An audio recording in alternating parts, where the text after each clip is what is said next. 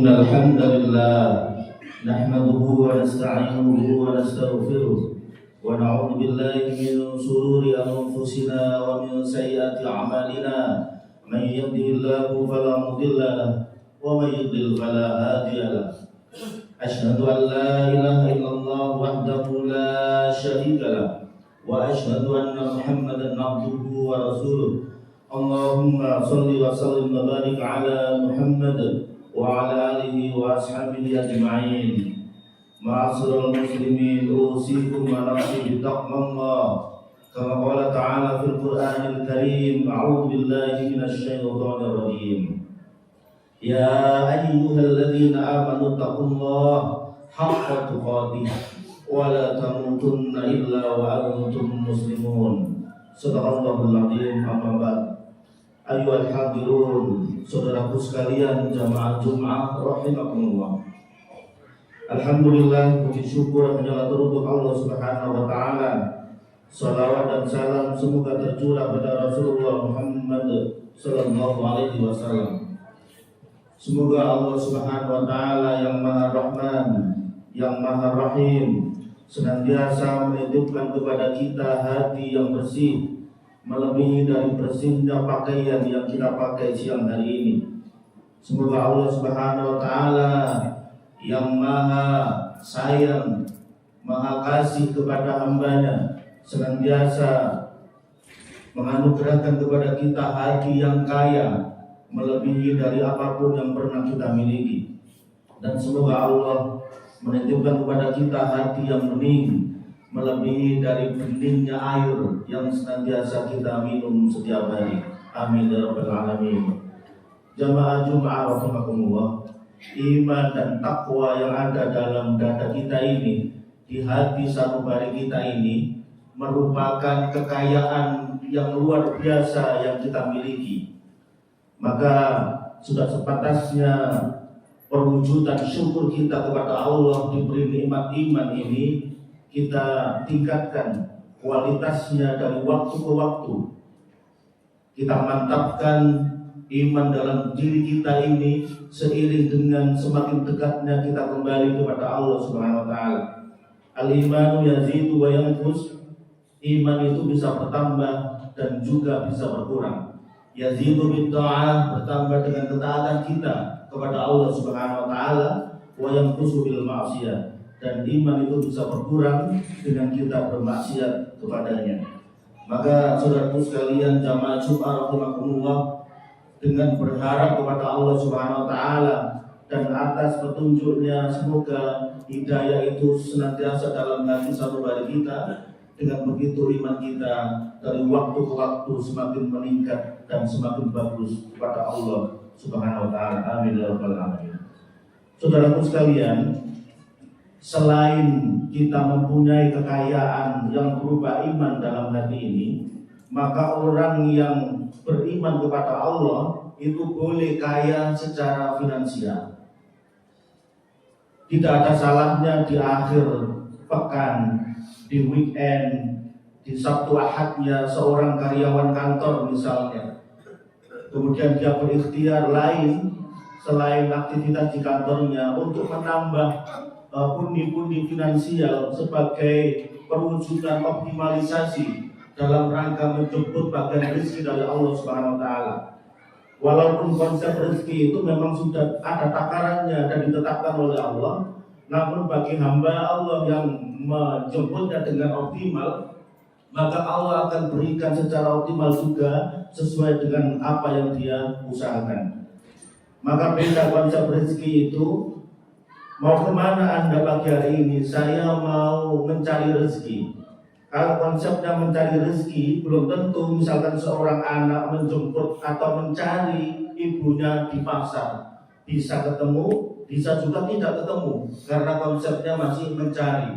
Tetapi kalau rezeki itu kita jemput karena Allah sudah sediakan setiap yang hidup di muka bumi ini termasuk manusia, ciptaannya, berada dalam genggaman Allah lah jaminan rezekinya. Maka dia mau kemana? Saya mau menjemput bagian rezeki dari Allah Subhanahu wa taala ini. Keluar dari rumah, bismillah, tawakkaltu ala Allah. saya bertawakal sepenuhnya kepada Allah Subhanahu wa taala, maka akan aku ikhtiari hari ini menjemput bagian yang Allah tetapkan rezeki untuk diriku dan untuk keluargaku. Maka dengan niat seperti itu, insya Allah keberkahan rezeki mulai pagi sampai sore, sampai petang malam sekalipun, maka Allah akan jamin keberkahannya karena kita memulainya dengan menyebut nama Allah Subhanahu wa taala. Maka para jamaah sekalian, al-mu'minul qawiyyun khairun wa ahabbu ilallahi minal mu'min ad-dhaif. Mukmin yang kuat, ya, itu lebih bagus dan lebih dicintai oleh Allah Subhanahu wa taala daripada mukmin yang lemah. Maka ketika di awal periode hijrah, kedatangan kaum muhajirin yang banyak di kota Madinah atau di kota Yasrib waktu itu, ada problem yang luar biasa terjadi.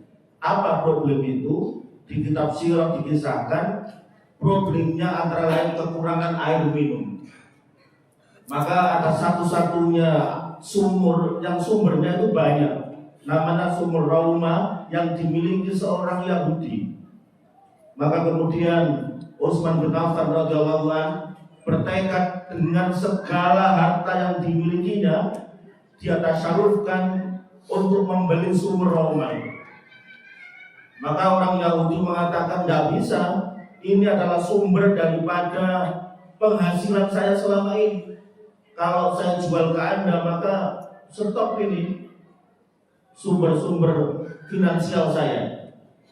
Maka kemudian Utsman dengan strategi dagangnya luar biasa, oke, saya tidak beli semuanya, saya beli 50% atau separuh dari kepemilikan sumur ini. Maka deal terjadi transaksi, kemudian milik Utsman separuh dan milik Yahudi separuh. Maka ketika giliran hari milik Utsman bin Affan radhiyallahu anhu, sumur itu digratiskan. Siapapun yang ambil secukupnya, kemudian buat stok, silakan, free, gratis. Maka ketika sumur itu giliran milik harinya orang Yahudi, maka ada kupon, ada biaya yang dipungut dari ambil air itu. Maka lambat laun ketika harinya Yahudi semakin sepi, kalau dipikir-pikir lama-lama akhirnya semakin bangkrut, kemudian dijuallah kepemilikan seluruhnya kepada Utsman bin Affan radhiyallahu anhu. Maka kekuatan finansial, kaya finansial itu penting bagi orang yang beriman. Seperti masjid yang kita tempati yang penuh berkah pada siang hari ini, semoga seluruh jariah, seluruh infak sedekah yang hamba-hamba Allah tasarrufkan untuk membangun masjid ini, Allah ganti berlipat sesuai dengan janjinya. Khususnya nanti banallahu lahu baitan fil jannah, Allah akan membangunkan rumah di surganya kelak. Amin, amin ya rabbal alamin. Maka kemampuan finansial ini penting. Sampai di Madinah sekarang ada namanya Utsman bin Affan Road, ada jalan Utsman bin Affan namanya. Di samping jalan itu ada hotel Utsman bin Affan juga. Sampai hari ini masih beraktivitas. Orangnya sudah tidak ada di muka bumi ini. Orangnya sudah wafat sekian ratus, sekian ribu tahun yang lalu, kurang lebih 1400 tahun yang lalu. Tetapi amal jariahnya itu nyumber sampai hari ini, menjadi amal jariah yang luar biasa, yang menolong dirinya sampai memperberat timbangan kebaikannya di akhirat. Ini para jamaah sekalian yang kita cita-citakan. Karena pada hakikatnya orang beriman itu semakin dititipi oleh Allah pundi-pundi finansial, dia semakin ingat bahwasanya selama ini yang dia rasakan nikmat yang Allah anugerahkan kepada dirinya, pekerjaan lancar, duit dan lain sebagainya, usaha normal, itu semuanya dari Allah Subhanahu wa taala. Dan dia yakin semuanya akan kembali kepadanya. Karena dia yakin semuanya milik Allah. Dan ulama membagi hanya 3 saja harta kita sebenarnya di muka bumi ini. Apa saja itu? Yang pertama yang kita makan, yang kita pakai, dan yang kita sedekahkan di jalan Allah Subhanahu wa taala.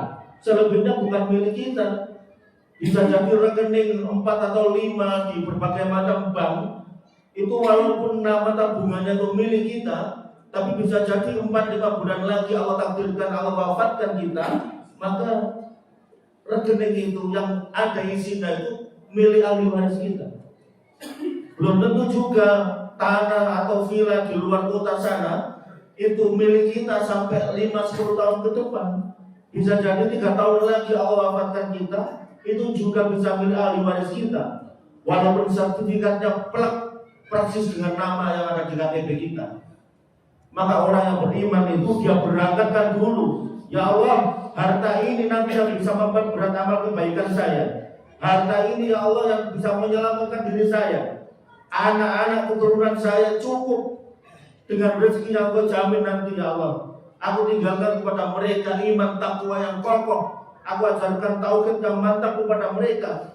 Aku obrol-obrol untuk sholat subuh, bangunkan mereka dengan susah payah ya Allah. Itu bagian dari ikhtiarku sebagai orang tua untuk menjaga amanahmu, mengenalkan dirimu kepada anak-anak keturunanku. Maka tidak aku tinggalkan harta yang banyak untuk mereka, tapi harta ini justru aku pakai nanti ketika di akhirat untuk memperberat amal timbanganku. Itu orang mukmin yang cerdas. Dia titipkan kepada anak yatim, dia titipkan masjid, bangun-bangun rumah Allah, dia titipkan kepada orang fakir miskin dan lain sebagainya. Dan baliyazda, siapapun yang mentasarufkan bagian rezeki di jalan Allah Subhanahu wa taala tidak berkurang. Mana kosomal, tidak berkurang kata itu, tetapi bertambah dan bertambah. Maka jamaah Jumat rahimahullah, ada tokoh nasional juga misalnya. Ada Johari Zain, seorang mu'alaf tahun 1982, pemilik JNT yang biasanya paket ya 3-4 kali di rumah kita kadang. Itu luar biasa. Dengan kepemilikan finansialnya dia semakin mendekatkan dirinya kepada Allah. Dia berjihad, wa jahidu bi amwalikum wa anfusikum, dengan harta dan dirinya. Ada juga namanya Yusuf Hamka misalnya, bosnya tol itu. Sehingga kita kalau masuk ke bandara, di samping kanannya bom bunder itu sudah milik dia itu. Sampai di bandara. Maka subhanallah, orang-orang yang istimewa kayak begini itu harus muncul dari orang-orang yang beriman kepada Allah Subhanahu wa taala. Ada tokoh lokal misalnya, ada Bapak Helmi Reza, pemilik pengusaha emas di Lamongan dan pemilik puluhan pom bensin di sana, sampai mendirikan Masjid Namiro, jadi destinasi wisata religi dan lain sebagainya. Itu luar biasa orang-orang seperti itu. Sadar betul semuanya dititipkan Allah Subhanahu wa taala. Kalau saya salah mengelolanya, maka ini tidak jadi memperberat amal solih saya di akhirat. Ada lagi Mbah Trimo misalnya, di Tulungagung ada masjid yang seperti Masjid Namira kecil. Seorang bos kacang PT Gangsar itu luar biasa juga. Sudah sepuh tapi semangat jihad fisabilillah dengan amwalnya, dengan hartanya itu yakin betul dia. Jadi orang-orang spesial seperti ini memang Allah takdirkan dia berkhidmat untuk umat dan untuk Islam.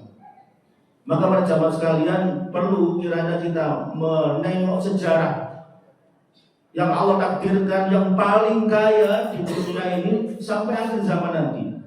Tidak ada lain yaitu Nabi Sulaiman alaihissalam. Wa waritha Sulaimanu Dawuda, mewarisi dari ayahnya yaitu Nabi Dawud alaihissalam. Ada lembah Timna itu di Irak sampai dengan Jordan, itu miliknya kekuasaan Babilonia. Ini luar biasa. Tidak ada seorang raja atau orang kaya sekalipun yang punya bala tentara itu berupa jin. Ya, tidak ada orang yang kaya itu yang bisa bicara dengan hewan dan lain sebagainya. Maka konsep atau resepnya bagaimana jurusnya Nabi Sulaiman ini bisa kaya, ternyata di surat Shad ayat 35 itu ada. Pertama, Nabi Sulaiman itu berdoa kepada Allah. Jangan sampai lupa, kalau kita dapat masalah, dapat problem kehidupan, Allah dulu yang diutamakan. Kalau kita sakit, biasanya paling nomor telepon dokter duluan, atau apotik jauh enggak, atau buka enggak sekarang ya, sudah malam, atau ambulan nomor teleponnya berapa. Tapi minta kepada Allah dulu, karena penyakit juga dari Allah diujikan kepada manusia dan Allah juga yang menyembuhkan. Doa kepadanya, ya Allah sembuhkan penyakit ini, ringankan sakitnya ya Allah. Ya Allah dengan penyakit ini gugurkan dosa-dosaku ya Allah. Minimal Allahumma rabban nas adil ba'sa isfi anta syafi la shifa illa shifa'uka shifa'an la yughadiru saqaman. Atau la ba'sa tahurun insyaallah dan lain sebagainya. Ingat Allah dulu baru berikhtiar. Jadi Nabi Sulaiman mencontohkan apa?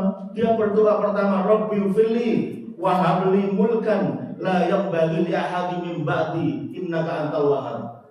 Ya Allah ampunilah dosa-dosaku. Ternyata sebelum minta apa-apa itu mohon ampun dulu kepada Allah Subhanahu wa taala. Allah contohkan nabi-nabi dan rasul kalau berdoa mohon ampun dulu, malu dengan adanya dosa-dosa dan kesalahan yang kita berbuat. Rabbi fili, baru kemudian minta berikanlah kepada diriku mulkan kerajaan la yang bagi li ahadin min ba'di, yang tidak kau berikan kepada seorang pun bahkan setelahku nanti wafat. Innaka antal wahhab. Kemudian yang kedua, jurusan Nabi Sulaiman alaihissalam supaya bisa kaya seperti itu, sebagai resolusi kita mungkin di penghujung tahun ini ya Allah, semoga dengan berazam lebih berdaya secara finansial, nanti di awal tahun itu berkahilah kepada diriku ya Allah, kepada keluargaku ya Allah, untuk mudah optimal menjemput keberkahan rezeki. Insya Allah nanti akan bertambah dari sisi yang tidak disangka-sangka. Ya, kita berazam dulu, mempunyai komitmen supaya bisa berinfak lebih banyak, bisa berjariah lebih banyak dan lain sebagainya. Yang kedua, jurusan Nabi Sulaiman adalah bersyukur kepada Allah. Di surat An-Naml ayat 59 itu doa Nabi Sulaiman, Rabbi auzi'ni an ashkura ni'mataka allati an'amta 'alayya wa 'ala walidayya wa an a'mala shalihan tardahu wa adkhilni bi rahmatika fi ibadika sholihin. Ya Allah, anugerahkan diriku ini untuk bisa mensyukuri nikmat-Mu. Jadi poin syukur itu Allah tempatkan pertama. Ada dua yang mirip dengan doa Nabi Sulaiman ini. Yang pertama doa Nabi Sulaiman tentang syukur ini. Yang kedua ada doa di surat 46, surat Al-Ahqaf ayat ke-15, yaitu doa memasuki usia 40 tahun. Panjenengan kalau ribet, pusing, ada problem tidak bisa terpecahkan, sudah usia 40 tahun lebih, mungkin dulunya lupa belum berdoa memasuki usia 40 tahun. Panjenengan buka di surat 46 ayat 15. Di sebelah kiri di pertengahan ayat Allah berfirman doa yang mirip dengan doa Nabi Sulaiman ini. Kemudian para jamaah sekalian rahimakumullah, yang terakhir yaitu Nabi Sulaiman itu ridho terhadap apapun yang Allah tentukan terhadap kehidupannya. Ikhlas betul. Beliau berdoa kepada Allah, liya berduani a'ashkur am akfur. Allah anugerahkan kerajaan dan luar biasa kekuasaan seperti ini untuk menguji diriku. Apakah aku termasuk hamba Allah yang bersyukur ataukah hamba Allah yang kufur terhadap nikmat Allah SWT. Semoga Allah takdirkan kita sebagai hamba-hamba Allah yang bisa bersyukur atas nikmat yang Allah anugerahkan kepada diri kita. Adanallahu wa iyyakum ajma'in. Barakallahu li wa lakum fil Qur'anil 'azim wa nafa'ani wa iyyakum bima fihi minal ayati wa dzikril hakim. Wa taqabbala minni wa minkum tilawatahu innahu huwal ghafurur rahim. Alhamdulillah alladzi bi ni'matihi tatimmu sholihat. Asyhadu an la ilaha illallah wahdahu la syarika lah wa asyhadu anna Muhammadan 'abduhu wa rasuluh. Allahumma shalli wa sallim wa barik ala Muhammad wa ala alihi wa ashabihi ajma'in. Usikum wa nafsi bittaqwallah faqad fazal muttaqun. Hadirin saudaraku sekalian jamaah Jumat rahimakumullah, hidup ini hanya sementara belaka. Maka sudah sepantasnya kalau saat ini kita sholat di belakangnya imam, suatu saat nanti kita akan sholat di depannya imam, dan saat itu semuanya sudah terlambat. Saat ini kita di atas bumi ini, nanti suatu saat nanti kita akan di bawah bumi ini. Maka kita optimalkan apapun yang Allah anugerahkan kepada diri kita, terutama kekuatan finansial yang kita miliki, dan kita juga berikhtiar kepada Allah, berdoa kepada Allah. Semoga Allah takdirkan kita bisa jadi hamba yang lebih kaya lagi, lebih mampu lagi, secara kaya hati, kaya iman, maupun kaya finansial di tahun-tahun yang akan datang. Amin ya rabbal alamin. Kita akhiri dengan bermunajat kepada Allah. Semoga Allah kabulkan doa-doa kita dan Allah ampunkan semua dosa-dosa kita. Alhamdulillahirabbil alamin. Hamdan na'imin, hamdan syakirin. Allahumma shalli wa sallim wa barik ala Muhammad wa ala ali Muhammad walhamdulillahirabbil alamin. Allahumma ighfir lil mu'minina wal mu'minat wal muslimina wal muslimat al ahya'i minhum wal amwat. Allahumma inna ala dzikrika wa syukrika wa husni ibadatik. Allahumma la tada' lana dhanban illa ghafarta. Ya Allah, jangan Engkau tinggalkan kami dengan dosa-dosa kami sebelum Engkau mengampuninya. Wala aiban illa satarta, dan tiada aib kesalahan kami ya Allah sebelum Engkau menutupinya. Wala hamman illa farajta, dan tiada kesedihan hati kami ya Allah sebelum Engkau menghiburnya. Wala maridhan illa syafaita, dan tiada sakit kami ya Allah sebelum Engkau menyembuhkannya. Wala dainan illa qadaita, dan tiada hutang-hutang kami ya Allah sebelum Engkau membantu lunasinya. Wala hajatan min hawaijid dunya wal akhirah ya laka ridha wala nafina sholahat illa qadaitaha ya arhamar rahimin. Rabb, ampuni dosa kami ya Allah, ampuni sekelam apapun masa lalu kami ya Allah. Kami hanya hamba-Mu yang lemah.